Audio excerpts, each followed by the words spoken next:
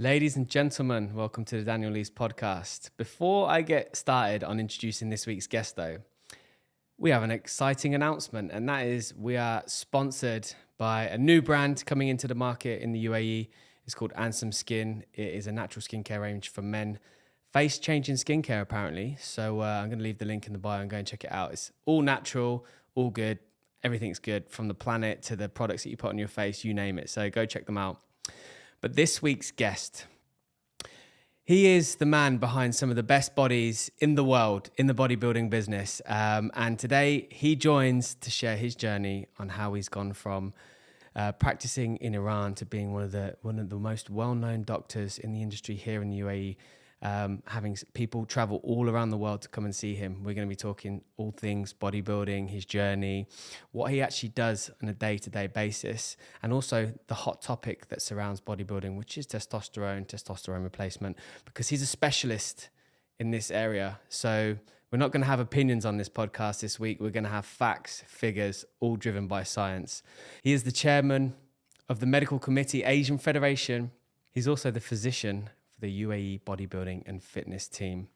And here he is today on the Daniel Leese podcast. So without further ado, please join me in welcoming this week's guest, Dr. Saeed Sassani.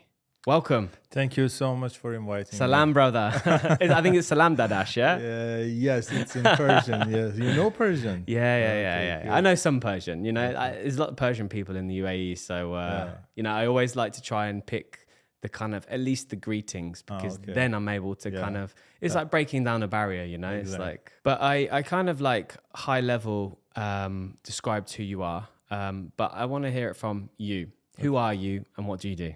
Okay. My name is Saeed. My family name is Sassani. I'm a physician. And first I went to medical university. And when I finished my studying in university as a general physician, I passed some courses regarding the sports nutrition and sports medicine. So I came to the field of the mainly sports nutrition. And the reason how I went to this road at the time that I was in the first or second year of medical university, I was so thin, and I wanted to change my body, and so that's why I went to, for the first time, I went to a gym for bodybuilding to start some weight training, and it was so nice for me because in the morning time I was in university. I studied the courses like the anatomy. And then in afternoon and evening, when I went to the gym, I saw, wow, all those muscles that I studied in the morning, I can see in the body of the people here. Yeah. So it was so interesting. And as I said, I passed some courses in sports nutrition and sports medicine, some part in the United States, some parts in Iran. And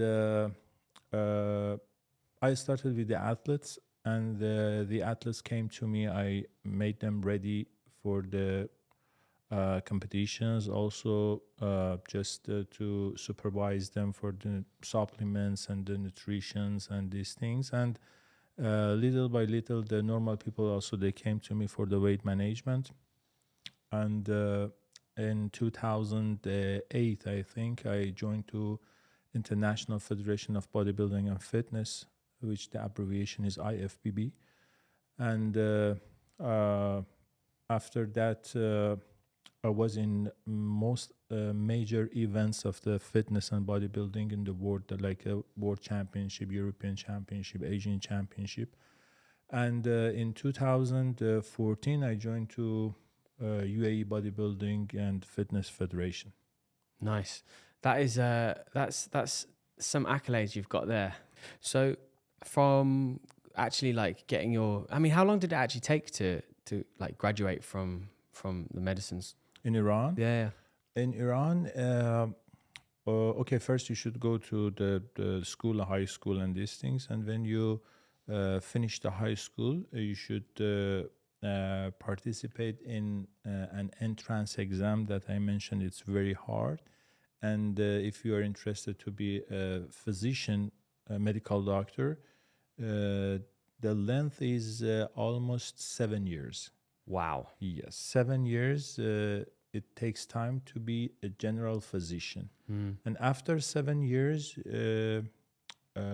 if you want to continue the education in any specialty, it depends. For example, some specialties, most of them 4 years, but some of them up to 6 years, like the neurosurgeons, it's like a 6 years. And but the rest of them normally is like 4 years. Yeah, yeah. And I mean, I assume during that kind of 7-year process, it was you may have had some times where it really was quite difficult, or did you kind of? Of course, it's really, I think medicine is one of the most difficult, courses in the world, really. Yeah. Not because I studied the medicine, but to be honest with you, for all the topics that we had in university, we were supposed to study, very thick books, and Yeah. it's hard. I can imagine the memory side of things and just remembering Yes, things. you should If you haven't got a good memory, it's like you're you gone. should have a very, very, very big memory. Yeah. Otherwise, you cannot. All the strange names. But especially the first year or 2 years that you go to university, those names seem too much difficult. But after that, we get used to that one. Yeah. And at what point would you say was the hardest part in the 7-year period? The hardest part was the last 1.5 years. They call it internship. And in internship, we were in hospitals, and every day we were in hospitals, and we had some night shifts also, and it was very hard to manage the emergency, and the people came, for example, when I was in the it was like a rotation, for example, 2 months the interns, they should go for the surgery, after 2 months for example gynecology, after 2 months for internal medicine. So you had to learn every aspect of being a doctor. Yes, everything. And it's really hard, night shifts, and you don't have time to eat, you don't have time to sleep. It's very hard. Yeah. And I suppose at that point, had you already realized what type of doctor you wanted to be? Normally, in last 2 years and 3 years of the education in medicine, which part you are most interested, and the people, they select what they want to go. But also it depends, because after they finish the general physician, when they want to go for the specialty, also again they should pass another examination, and it depends on the score of that exam. Yeah. I don't know about some other countries, but in Iran, some of the specialties, you should be very top on that exam to be accepted to go. For example, like the ophthalmology or The what? Sorry, the ophthalmology. Ophthalmology. Ophthalmology. Yes. What is that? For the eyes. Oh wow. Yes, for the eyes, and or for dermatology, or for the radiology, if you want to be a radiologist. So in this case, you should get a very high score in exam for the specialty exam. Then you can be accepted. Otherwise, you cannot go to those specialties. You should select the other specialties. Some specialties, the score is not so high. For example, like to be a psychiatrist, or for example, like pediatrics. These things, the score is not so high. Yeah. So, I mean, learning so much about the human body, then you must pretty much love and especially as you understand it, for us, from my side, okay, I understand high level my body, right? But then you understand the ergonomics of like a body and how it operates and how it works and stuff. This is something you need to know that one, otherwise you cannot. What would you say is the favorite part of the body for you as a doctor? Favorite part? Yeah. I think the body is something, It's something you cannot say the favorite part because the whole body is working. Yeah, it makes it complete. If one part stops, then yeah.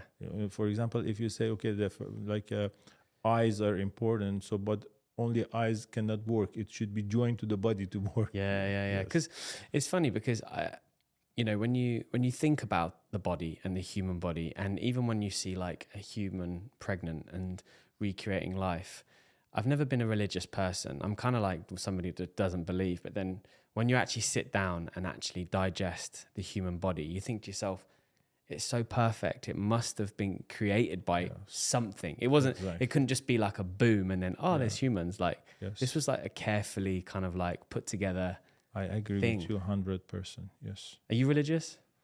Not so much, but what you mentioned, I thought to this one many times. Yeah. It makes you realize, doesn't it?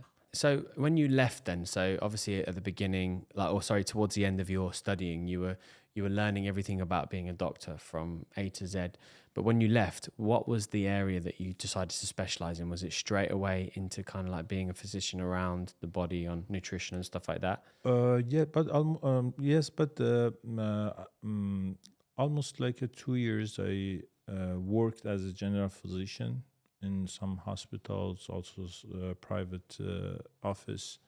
And after that, as I said to you, I moved to United States and I passed some courses regarding the sports nutrition, and also I passed some courses in Iran regarding the sports nutrition. But it was my passion, because at that time I was a very, Skinny man.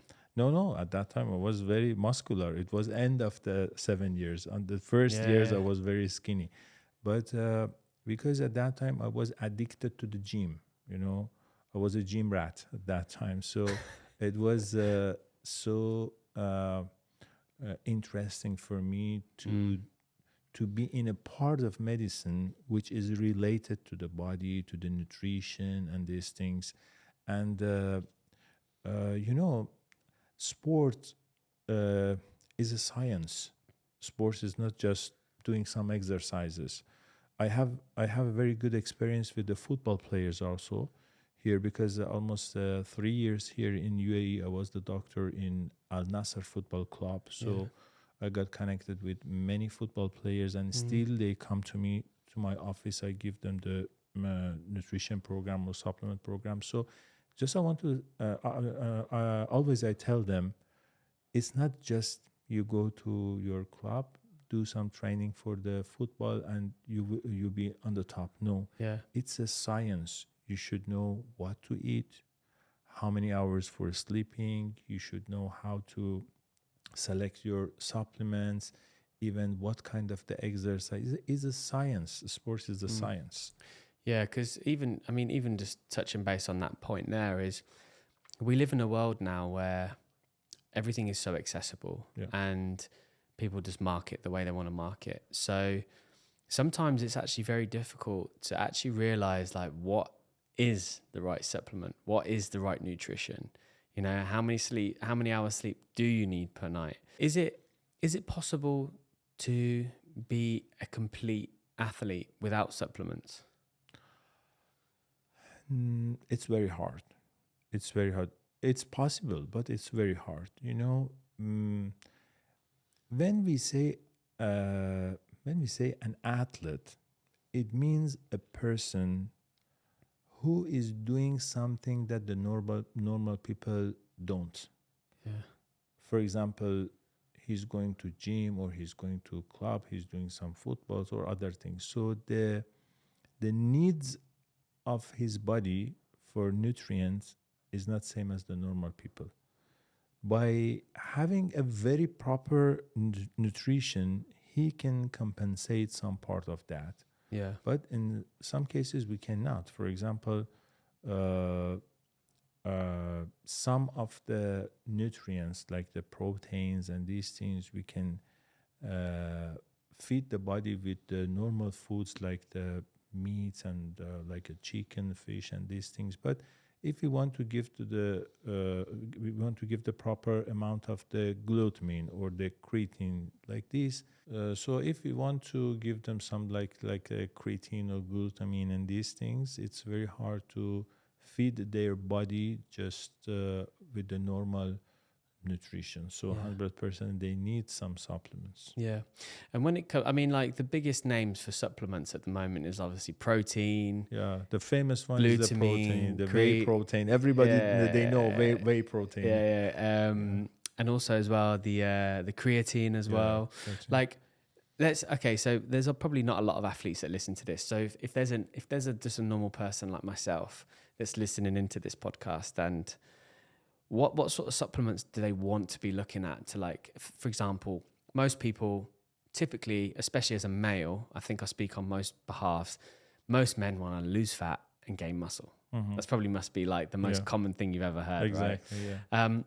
If I'm a male listening to this and I want the supplements, what would you advise me to do, and why? Like, why those supplements? The first thing that I advise is to have the proper nutrition and proper exercise, then is the supplement. So supplement is not the first step. I know many people that they don't care about the nutrition, just they want to get a miracle with some supplements. It's impossible. The first step, you should be on a proper nutrition based on your goals.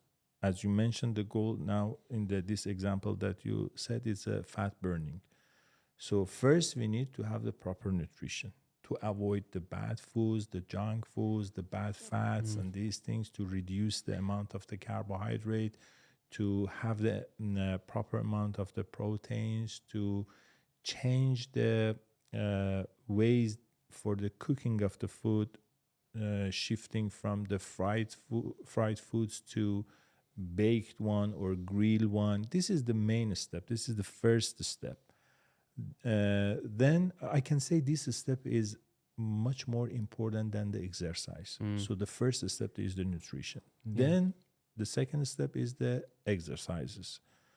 To select the proper exercises.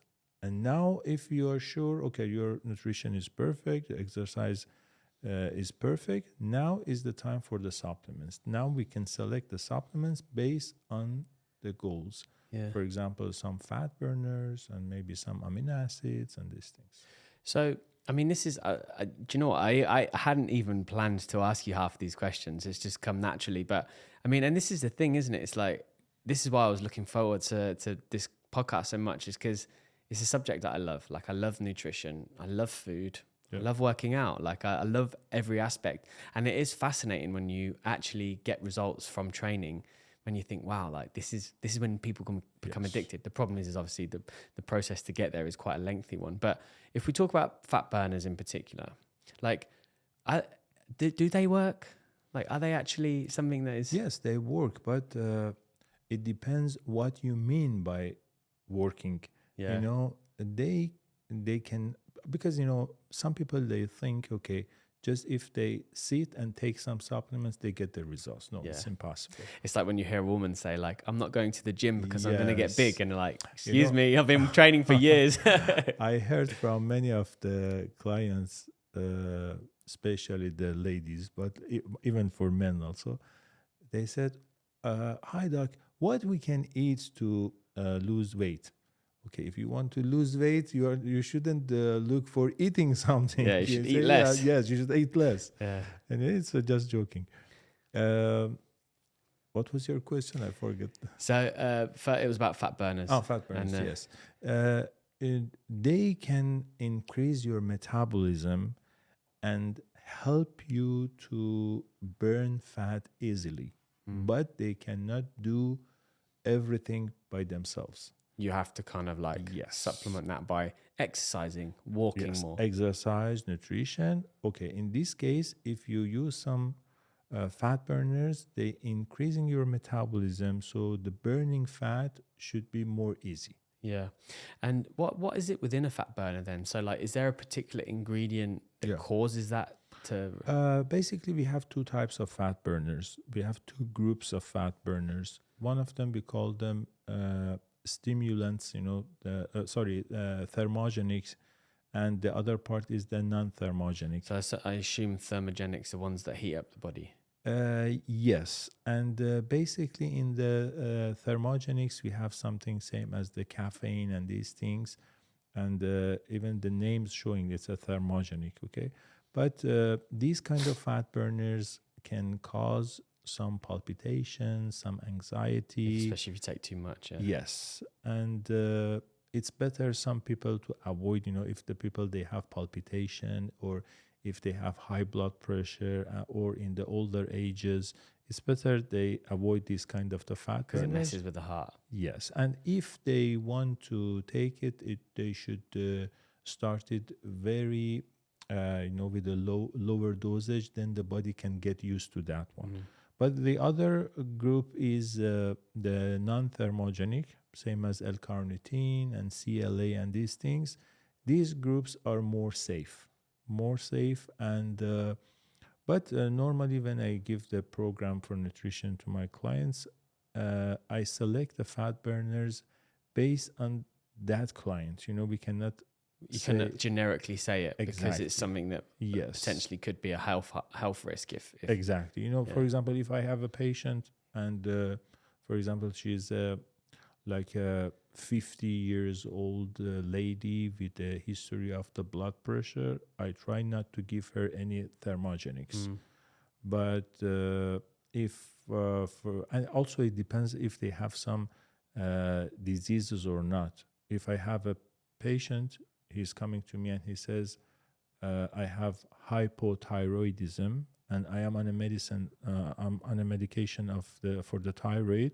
So I try not to give to them some L-carnitine because when the people, they use the L-carnitine, there is some interaction with the metabolism of the thyroid hormones that they take. So we have to consider many things to suggest a person to use a fat burner or not to use.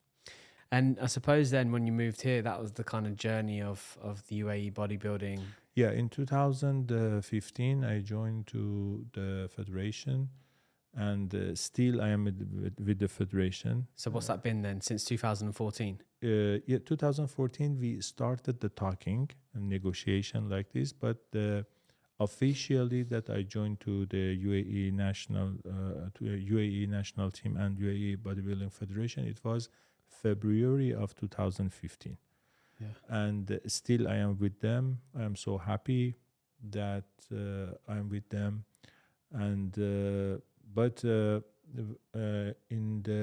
when I joined, it was 2015. After 3-4 months, I had one offer from Al Nasser Football Club also. So at the same time, I was with the football club and the UAE team, UAE Federation. And you was a practicing doctor as well? Yes, in Al Nasser Club, I was the doctor responsible for sports nutrition. Also, I was medical director in Al Nasser Club. Nice. And that's also the owner of that is also the owner of Sheikh Al Nasser, Hamdan, right? Yes, the owner is Sheikh Hamdan. That 2 years back he passed away, and he's the brother of Sheikh Mohammed. Yeah. And because one thing I looked up on, because obviously Al Nasser, I always associated with Al Nasser in Saudi, but then when I researched it, the club's been around since 1945. Yes, so much heritage. Exactly. This is the first club in UAE. 1945 is the time that Al Nasser started. Yeah. Yes. Yeah. How many years back? 1945. It said it started. Until now is how many years? That's what 1945. So you're talking, 70 odd years. 70 something. Yes. Well, close to 80 actually. No, yeah. So close to 80. Yeah, so close to 80. And you never associated. I never associated like UAE football with being so much history. Al Nasser is the oldest club, and the name of Al Nasser is very big in UAE. Yeah. And do you know what color they are? Blue. Blue. Yes. Yeah. And then why did you step away from that? Because sometimes in the clubs they have some changing in the board members and the new strategies and And then these they change the things. Yeah, staff they're as well. changing. Yes, and also I was very interested to have experience to work in private clinics. Yeah. Yes, but maybe I join to them again. Yeah, maybe Yes, in the very future. very soon. Yes. So back to the UAE bodybuilding team. So, I mean, I didn't realize until I moved here how big bodybuilding is, like Yeah. especially, I mean, you've got some incredible bodybuilders in the UAE, but who would you say is the most successful bodybuilder you've worked with to date? In UAE, Yeah. we have many big names in UAE. I think the most famous one because bodybuilding, we have two types of the bodybuilding: professional one and the amateurs. Yeah.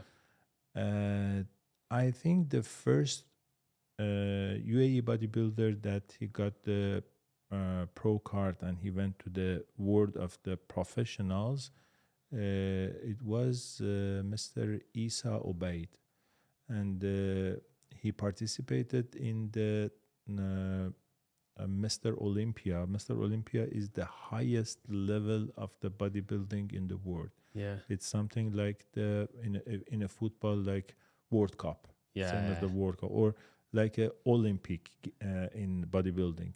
And the name of the competition is Mr. Olympia. This is the competition that Arnold Schwarzenegger, 7 times he got the first place. Mr. Isa Obaid, he participated in that competition, I think, for more than 4 or 5 times, and he was in top 10 in that competition. He was very successful. We have another person here. He's very famous. His name is Muhammad Al-Zahmi. And in some period of time, I gave him program and the nutrition and these things. He was very also successful in the amateurs. He 7 times, I think, he got the gold medal in Asia and 2 or 3 times in the world. And we have many names. Now, UAE team in the past 5 years, in 2018 in the world competition, amateur world competition, UAE as a team got the 2nd place in the world, and it was a big success. And in Asian competitions, in last 3-4 years, always UAE team was in the top 3 or top 4. Yeah. And I think stereotypically from an outsider's perspective, I think a lot of people see bodybuilding as just people that take steroids, right? And that's how they're able to get those bodies. But what does it actually take to be a bodybuilder? It depends what level you are looking for. If a person just wants to have a nice body, nice shape, like muscles with the definitions, and no need to use any kind of steroids, just with the proper nutrition, exercise, and supplements, he can reach to that level. In bodybuilding, we have different types of the competitions. We have bodybuilding, we have classic bodybuilding, we have physique classic, we have physique. Physique means the ones that the people, it's only upper part, just they have shorts. And in those levels also, in an amateur level, also you can get the results without any steroids, 100%. But if somebody is looking to get very huge and big, of course, without the steroids, it's not possible. Yeah, I was going to say, because that was kind of like my next question. Like, is it possible to be like that, but naturally, or is this to be very huge? I don't think so. Yeah. So I suppose, like, when it comes to bodybuilding, then I suppose it's like, so how, from a bodybuilder's perspective, then, so when you're doing programs for them, like, how often do they train? What do they eat? Like, how is that kind of process? Normally, the bodybuilders, they should eat like between 4 to 8 meals a day. Yeah. And these meals... That sounds nice. Yeah, and these meals should be a combination of the proteins and carbohydrates mainly. And but the portion, it depends. Sometimes for a person that he is very lean, so we increase the level of the carbohydrate. But if he's in a process that he is interested to lose some fat, so we keep the protein high and we reduce a little bit the carbohydrates. So does carbohydrates play a big part in actually building muscle as well then? Yeah, of course. There is a big mistake between the I was going to say, you get a lot of trainers that like cut your carbohydrates This up. is a very big mistake. Yeah. Very big mistake. Some people by mistake they cut the carbohydrate, and in this case, because the carbohydrate is the source of your body for energy. Yeah. If you don't eat the carbohydrates, you don't have energy to go to gym for exercise. And in this case, your body needs energy. So you're going to gym, you go cardio, you do the weight training, and body needs energy. And you stop the source of the energy for the body, which is the carbohydrate. So what the body does, it starts to burn the muscles to change them to the calorie. So in this case, not only they cannot gain some muscles, but also they lose the muscles also. Yeah. So if carbohydrates give you a good energy source, then so how does a body get into fat burning state then? Like how are you able, because if you're constantly giving energy, how are you able to get into a fat burning state then when you're training, for example? All depends to the blood sugar. We have a level of the blood sugar in our body. This blood sugar normally should be, as a fasted blood sugar, for example, it's like 80, 85, 90, 100, something like this. This is a blood sugar. When you go for exercises, the blood sugar coming down, okay, to make the energy. When the blood sugar coming down around, for example, less than 70 or 60 something, this is a signal to the brain that now the blood sugar is low. But the brain understands that the blood sugar is low, but it won't let to be much low, because if the blood sugar going too much low, we go to the coma. It's not, So what the brain does at that time, it says to the fat tissues to be converted to the carbohydrate, which is the sugar, to go to the bloodstream to keep the level of the sugar high, not to be harmful for the body. This is the process of the fat burning. Yeah. So many people, they ask me, when we are on diet, we feel hungry, what we can do? Can we eat some like small amount of sweets or some honey, something like this? This is a big mistake. Why? Because at that time, yes, when your blood sugar is low, exactly is the time for the burning the fat. If at that time you eat something sweet, you push up the blood sugar, so the fat remains. Yeah. Yes. So, I mean, this is probably a silly question, I don't know, but like, is there a way to be in fat burning state with a low blood sugar, but also be full at the same time? Be full? Yeah, as in like feeling full from a food. Uh, Or do you have to literally be at that state to be burning fat? Like right now I'm feeling hungry. So does that mean that my body is in a fat burning state? When you feel hungry, you can eat the right foods. Yeah. For example, if you feel hungry, okay, you can eat some proteins, okay? Or you can eat some vegetables, for example. And even when you want to have some proteins, same as the chicken, for example, it's better to have some grilled chicken, not the fried ones. So diet and fat burning, it doesn't mean to feel hungry and to be starving yourself. Yeah, starving. Yeah, diet means eating the proper food. Yeah.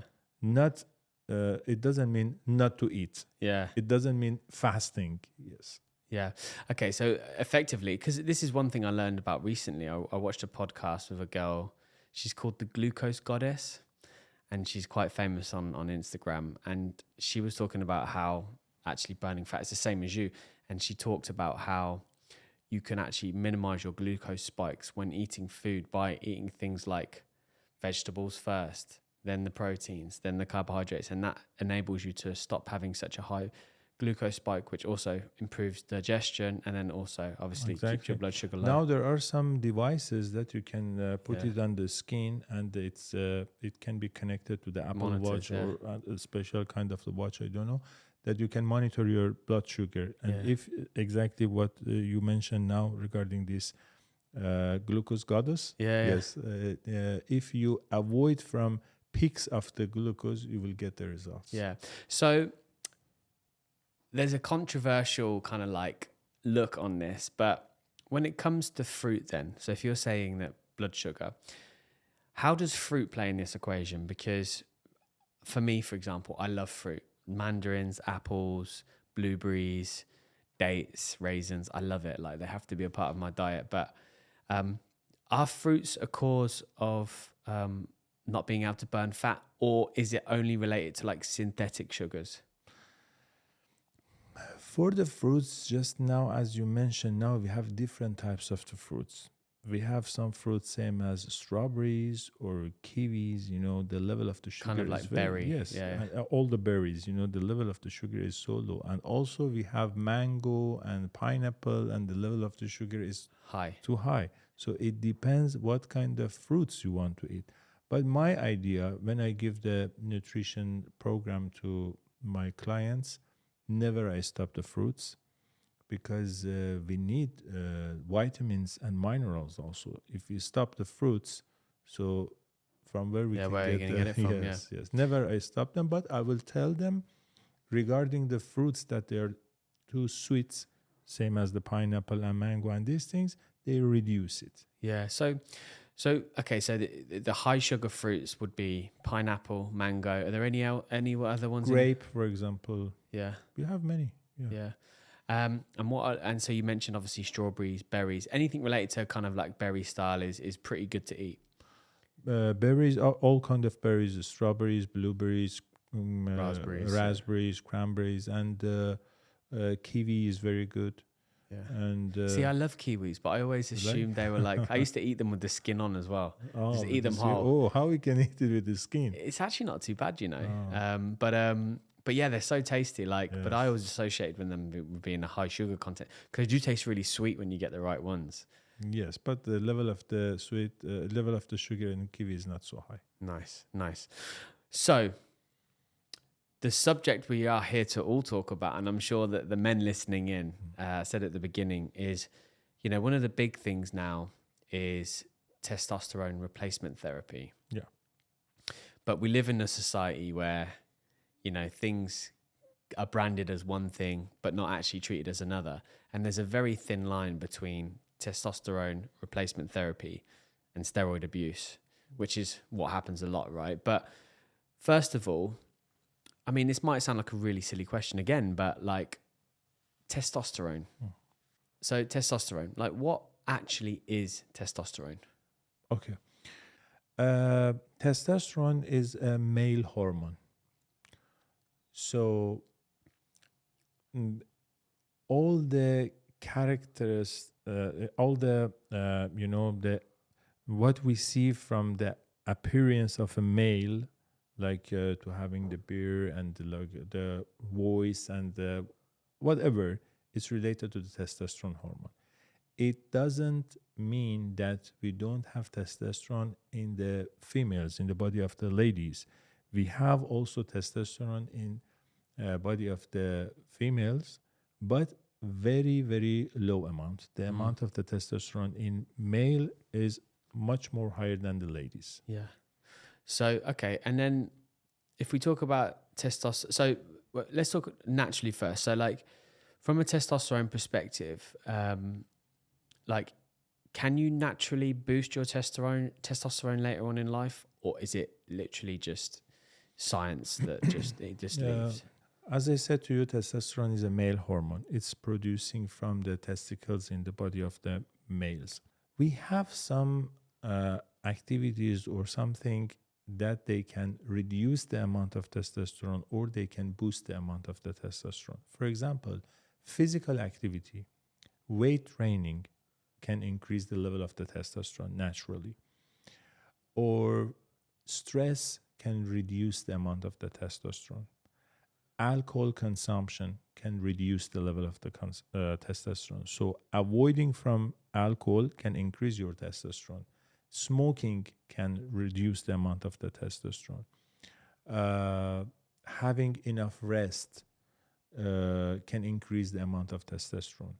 But mainly physical activity, and especially the weight training, is very important. So technically, as a man, you can keep your testosterone levels high if you're living the ideal lifestyle of no alcohol, no smoking, Yes. sleeping well at night, eating Yes. well, Yes. training hard. Yes. Okay. So, and then, but because the thing is, it's a heavily talked about topic at the moment, because we live in a society where men's testosterones seem to be completely flawed. You know, there's statistics that you hear in different podcasts, and they talk about how men's testosterone is at an all-time low, sperm levels have never been lower, and like the sperm quality, and overall as a man, it's almost like we're kind of like vanishing. So when it comes to testosterone replacement therapy, then like what actually is it? Like, how does it work? Testosterone replacement therapy, it means to prescribe the testosterone for the people that they have low amount of the testosterone, or the amount of the testosterone producing lower than before. Yeah. It doesn't mean that the person that now he needs a TRT before, all in his life, his testosterone was low. No. Sometimes it's happening, mainly in the older ages. Normally, they say for male, after the age of maybe 50 years old, 55, in some, maybe in some areas, even more than 40 years old, because it depends on the generation also. And but as I said, it means the replacement of the testosterone for a person that already his testosterone level is low. When the testosterone levels are low, we have some symptoms. The main symptoms is low energy. The people, they feel they're not same as before. They have low energy.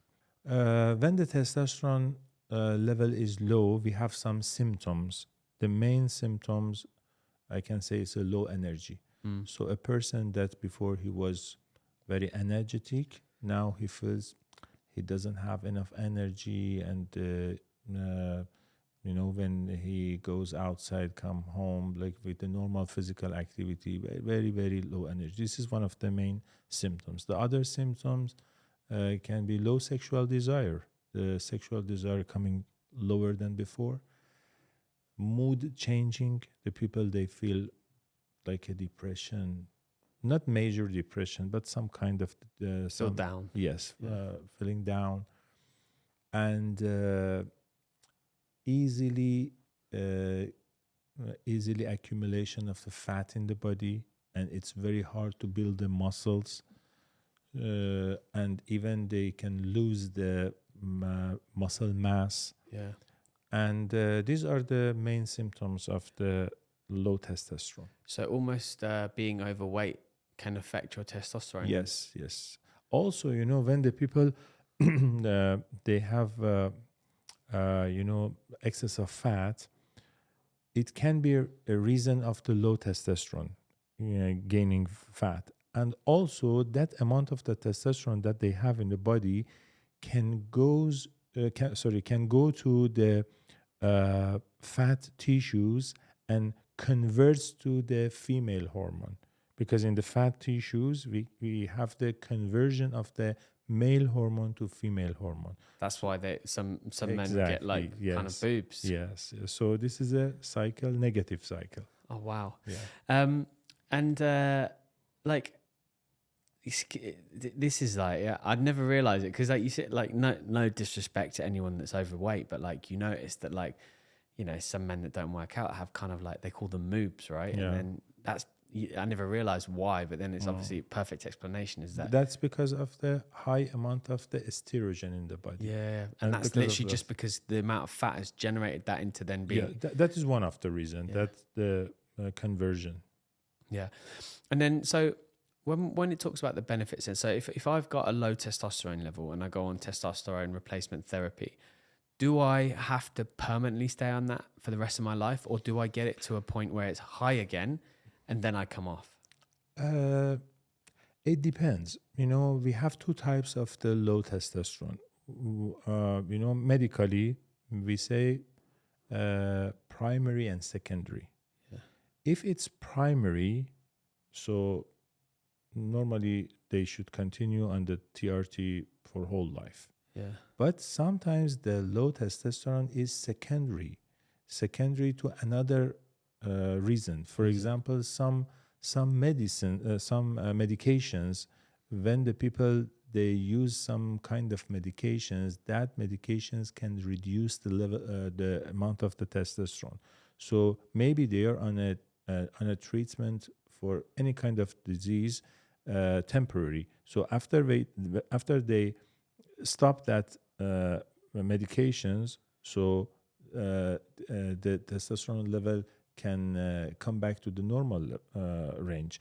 So regarding the answer to your question, it depends. If the testosterone, if the low testosterone is the primary, is normally we have to give the testosterone whole life. But if it's secondary, if we delete the cause, normally it will be okay. It will come back. Yeah. Yes. So for example, if I'm suffering from lack of sleep and that's what's driving my testosterone down, I don't have to go on testosterone replacement therapy. I can go back to resting properly and then natural levels will resume. Many times I had many patients that when I fixed the lifestyle for them, no need to give them any testosterone. How many hours of sleep do you recommend for people?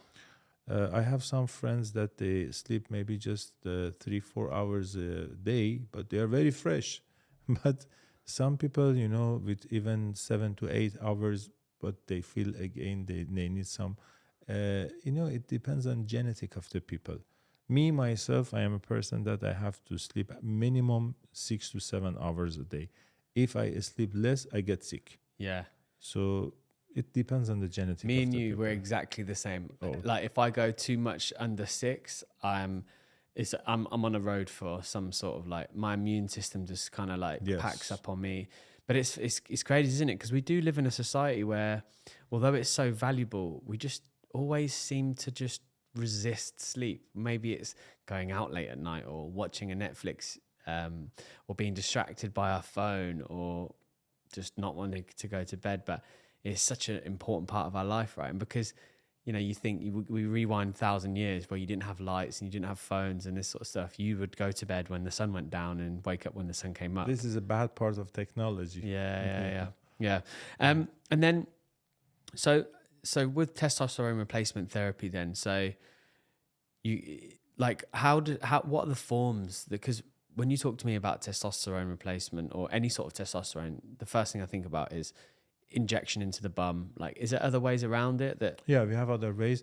First of all, when I have some patients, after I talk with them, maybe I guess his problem can be because of the low testosterone. In this case, the first step, I recommend him blood work.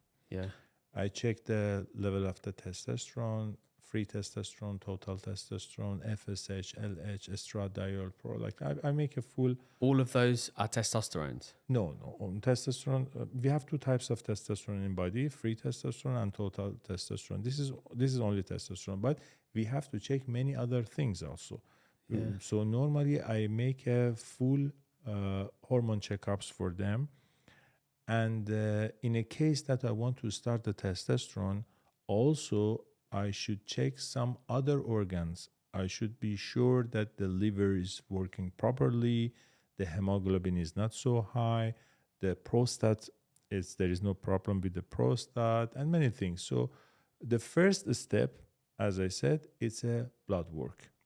When the blood work results will be ready, then I check about the level of the testosterone. If the level of the testosterone is low, then we can prescribe the testosterone for the patient. We have many different types of the testosterone. We have the cream, we have the gel, we have the like a patch also. We have some kind of the testosterone. It's a very small thing that we can put it under the skin. It's a very slow releasing. And we have the injections, we have the tablets, these types of the testosterone. Are they all as effective as each other? Like they all have the same results, or one way is a better than another? The injections are the most strongest one. And the cream and gel, the the efficacy maybe it's a little bit lower, but we select them based on the patients, based on the level of the testosterone right now they have. Yeah. How can you define what's TRT and what's so for example, let's go to as an example then. So TRT, if you inject, like what would be the dosage that you would use compared to like for the TRT? First of all, TRT, it means it's a therapy. Yeah. It's a treatment. But the abusing of the hormone is not a treatment. It's abusing. Yeah. Okay. So this is the difference, first big difference. Okay. Regarding the dosage, yes, of course, there is a big difference also for the dosage. Normally, for the dosage of the testosterone that I recommend for a person for a TRT, maybe I give I'm talking as an injection. Maybe I give them every 2 weeks or every 3 weeks or every 1 week. But that amount, maybe for a person who wants to abuse the hormone, maybe they use the total dosage that I give to a person for TRT for 3 months, they use it in 2 days. Yeah. So, and is there any negative effects to it? All the medicines, they have some side effects. Yeah. Even the vitamins, even the water. If you drink too much water, of course, you will get some side effects. Yeah. Testosterone also is a hormone. It can have many side effects. That's why that I told you we need the monitoring. So every maybe 6 weeks, every 2 months, I have to check how much is the level of the cholesterol, how much is the hemoglobin, how much is the liver enzymes, to be sure that we are in a safe side. Safe space, yeah. Yes. And then if we flip the coin a little bit more onto the kind of steroid abuse side of things, like if somebody abuses like the steroids, which mainly would be, say, for example, testosterone, how does that person, because from my knowledge, and you can correct me if I'm wrong, obviously when you inject too much testosterone, it raises your levels, which then lets your body think, okay, I don't need to produce testosterone anymore. Yes. So then when you stop injecting it, Yeah. you produce no testosterone. Yeah. So like those people that go down that route, is there a way back to replacing the testosterone again? We have an axis in our body from pituitary gland and going to the testicles. Pituitary gland, they producing 2 hormones. We call them FSH and LH. Those hormones, they go to the testicles to produce the testicles, to push the testicles for producing the testosterone and for spermatogenesis. When the body receives testosterone from outside, there is because the body cannot understand if the testosterone is coming from outside or inside. Just the body feels there is a too much level of the testosterone inside. So there is a negative feedback to the pituitary gland to reduce the amount of the production of the testosterone. So that FSH and LH that I told you that they go to testicles to push them for producing the testosterone, those levels coming down. So the testicles starts to reduce the producing the testosterone. If it remains for a long period of time, little by little, testicles get atrophic. They shrink. Yes. So if they if they abuse it for a long period of time, maybe 4 years, 5 years, something like this, so the testicles, they get atrophic. They are very small. So it's very hard to get back to the To normal. stimulate them again. Yes, And, yes. and does that even link to also the sperm quality as well? So if they do get to that size, then The sperm, the not only the quality, the quantity also coming down. Because because when there is no testosterone there's no producing sperm. from the body, yes, so the sperm count coming down. I had some patients with the zero sperm. Yeah. Really? Yeah. And for them, was it kind of, it's just after that, it's like there's no return? You know, regarding the side effects of the abusing of the hormones, we have many side effects for abusing of the hormones. Some of them are reversible, some of them are irreversible. For example, the high blood pressure, or getting some acne, or increasing the cholesterol, and these things, these are the side effects which are reversible. So whenever the person stops abusing the hormones, these things coming back to the normal. But we have some side effects that we call them irreversible. For example, like the hair loss. Yeah. When the people, they use abusing the hormones too much, they get the hair loss. After that, when they stop it, the hair cannot grow again. Or for the ladies, when they abuse the hormone, male hormone, the voice changing. Yeah. It will be the same as the man, and that is irreversible. So when they stop the hormones, nothing will be changed. Regarding your questions, this lowering the sperm count is one of the reversible. So if they stop the hormones, little by little, the body is trying to push up the level of the testosterone and getting back to the normal. But this time maybe it's a very slow and last long. So in these cases, we have to use some other medications to help the body to push up the level of the own body testosterone. Yeah. And that is obviously the TRT. No, this is not TRT.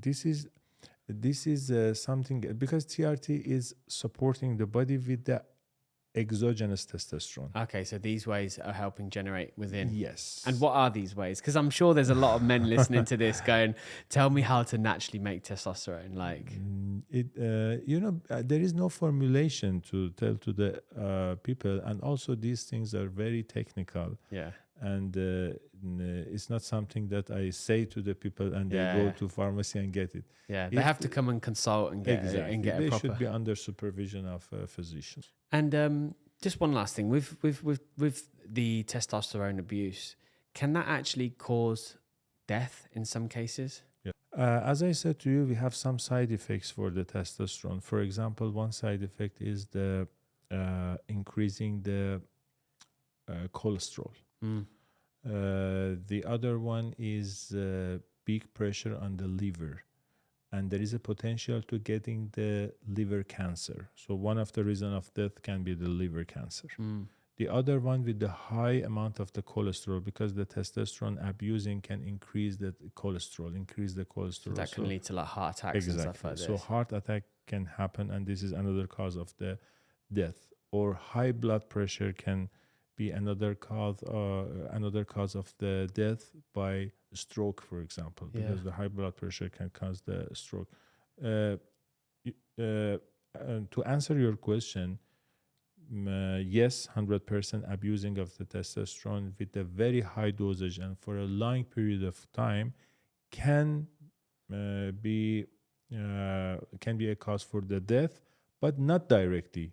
Like with the other things. It creates like health. Yeah, it creates health issues and and stuff. Dr. Saeed, it's been a pleasure to learn more about this aspect of the human body. I mean, there's stuff that you've spoken about that I never knew. Like even the 2 types of testosterone in the body. I'm like, what? Like it's been a pleasure to be able to sit here, educate myself, educate the audience and help them kind of like understand, the side of how they can, if they're suffering from stuff like this, because some men just won't even know, right? Some men might be sitting there thinking, why have I got so much low energy?